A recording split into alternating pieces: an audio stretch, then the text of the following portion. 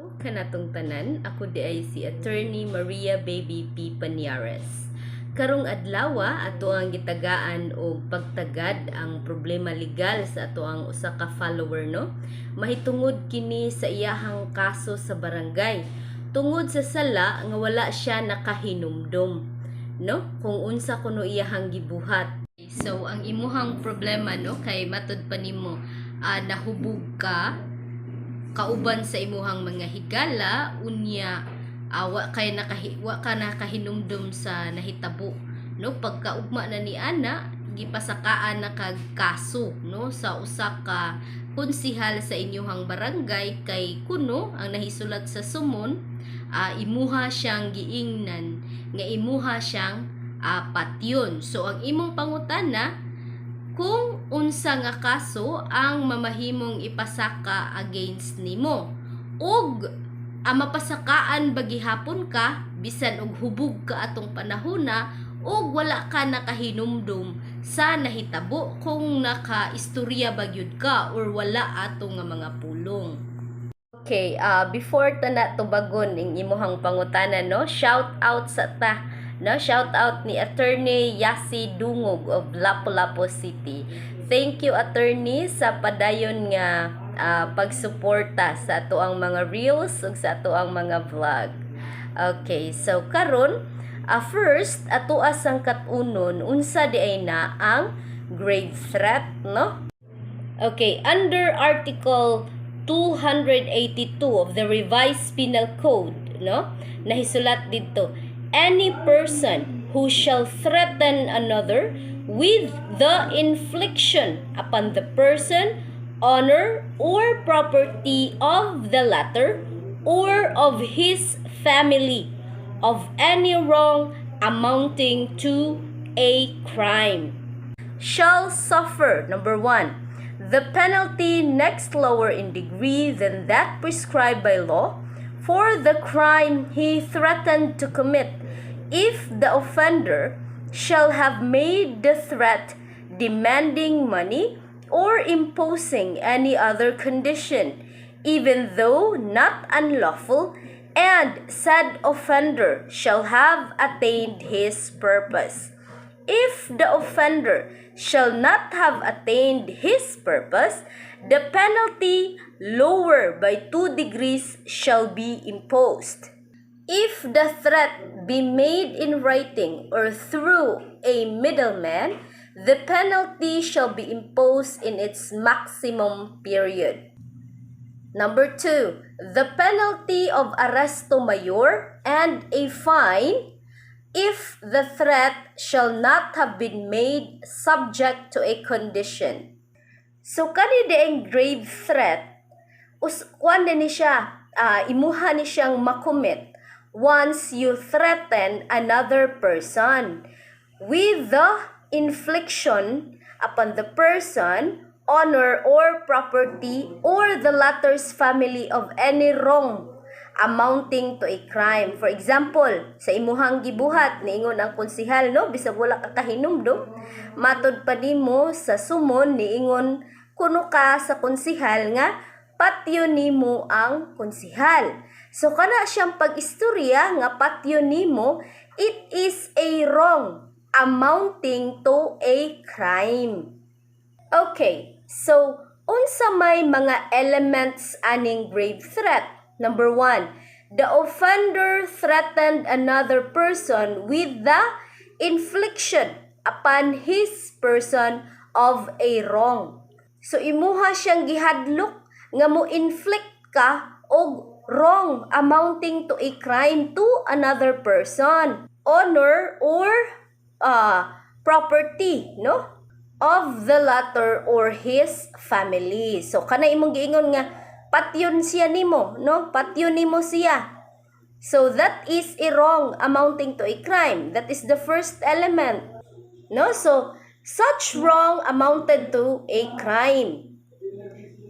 And the last one is that the threat was not subject to a condition. Imo ra siyang gi-threaten, unya wala ka maghatag og kondisyon. There is no condition, no, imposed upon your threat.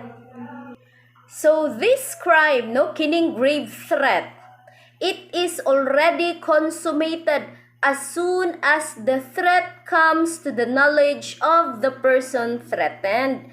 So pagkadungog sa konsihal nga niingon ka nga patyon nimo siya, it is already consummated.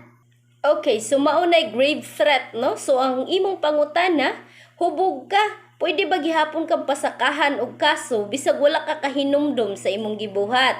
Okay, so under sa Article 15, no, sa Revised Penal Code, nahisulat dito ang concept sa alternative circumstances. Ingon dito, alternative circumstances are those which must be taken into consideration as aggravating or mitigating according to the nature and effects of the crime and the other circumstances or condition attending its commission. They are relationship, intoxication, and the degree of instruction and education of the offenders. So, sa imong case, intoxication. Kay matod pa nimo, hubog ka, wa ka kahinumdum. Kung imo ba nang gistorya or wala ba. Okay, so unsaon man ang intoxication, no? Niingon dito, the intoxication of the offender shall be taken into consideration as mitigating circumstances when the offender has committed a felony in a state of intoxication if the same is not habitual or consequently to the plan to commit said felony. But when intoxication is habitual or intentional, it shall be considered as an aggravating circumstance. So kung palahubog ka, habitual, no? Sige lang kagkahubog. So kana siya makasamot na sa imuhang penalty. Mas musaka siya kay i-consider siya as an aggravating circumstance sa balaod.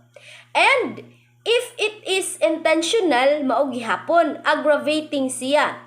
Pero kung dili siya habitual, buot pasabot katura ka nahubog or dili ka pala hubog, di ka habitual drunkard.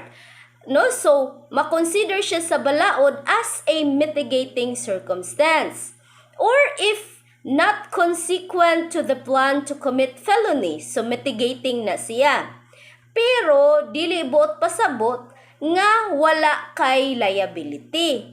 Kay ang crime nga imong nabuhat, even though nahubog ka ato nga time, is still consummated.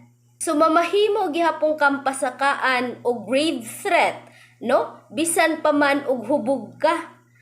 Kay imuha man na siyang nabuhat and it is considered consummated as soon as the threat comes to the knowledge of the person threatened. So kanang imuhang giingon nga hubog ka, it does not affect, no, sa imuhang crime nga nabuhat kay it is already consummated as soon as the threat comes to the knowledge of the person threatened.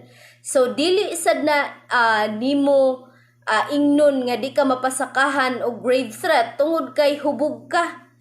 Ang pagkahubog dili na siya exempting circumstance, dili sad na siya justifying circumstance.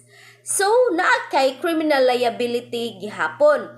Although, ang intoxication, pwede siya mahimong alternative circumstance. Either pwede siya mahimong aggravating or mitigating. Depende sa mga circumstances sa pag-commit nimo sa crime. So, mao na siya, sir, no? Daghang salamat sa imuhang pangutana o manghinaot ko nga nakasabot ka sa ako ang pagpasabot. So, thank you and have a blessed day with God.